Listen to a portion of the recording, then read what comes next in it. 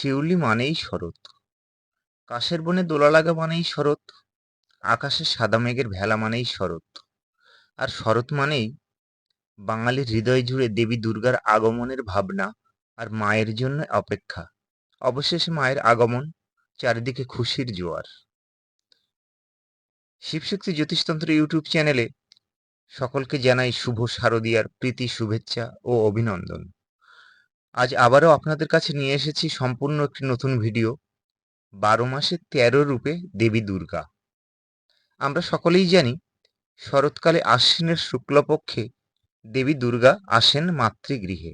এই সময় ষষ্ঠীতে তাঁর বোধন হয়, তারপর সপ্তমী, অষ্টমী, নবমী তিথিতে পূজিত হন এবং দশমী তিথিতে দেবীকে বিদায় জানাতে হয়। কিন্তু আমরা অনেকেই জানি না যে বাংলা ক্যালেন্ডারের 12 মাসে দেবী দুর্গাকে 13 বার 13 রূপে পূজা করা হয়।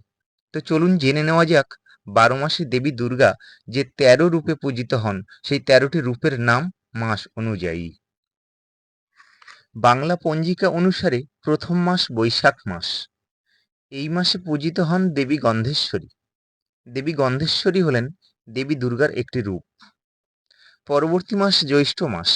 এই মাসে দেবী দুর্গা পূজিত হন ফলহারিণী কালিকা দেবী রূপে। আষাঢ় মাসে দেবী দুর্গা পূজিত হন দেবী কামাখ্যা রূপে।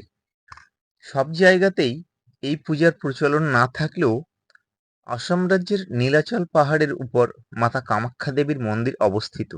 এখানেই দেবীর আরাধনা করা হয় অম্বুবাচী তিথিতে। শ্রাবণ মাসে দেবী দুর্গা পূজিত হন দেবী শাকাম্ভরী রূপে। ভাদ্র মাসে দেবী দুর্গা পূজিত হন দেবী কৌশিকী বা মা তারা রূপে। আর আশ্বিন মাসে তিনি পূজিত হন স্বয়ং দুর্গা রূপেই। কার্তিক মাসে দেবী দুর্গা জগৎ জননী জগদ্ধাত্রী রূপে পূজিত হন। অগ্রহায়ণ মাসে দেবী দুর্গা পূজিত হন দেবী কাত্যায়নী রূপে। পৌষ মাসে তিনি পৌষকালী রূপে পূজিত হন। দেবী দুর্গার আরেক রূপ মাঘ মাসে পূজা করা হয় দেবী রটন্তী কালী রূপে। ফাল্গুন মাসে দেবী দুর্গা পূজিত হন দেবী সংকটনাশিনী রূপে।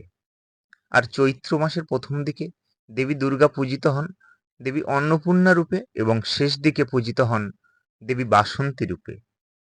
তো বন্ধুরা, দেবী দুর্গার 12 মাসে পূজিত এই 13টি রূপের নাম ছাড়া যদি অন্য কিছু জানা থাকে তাহলে অবশ্যই সেটি কমেন্টে জানিয়ে দেবেন। জয় মা দুর্গা।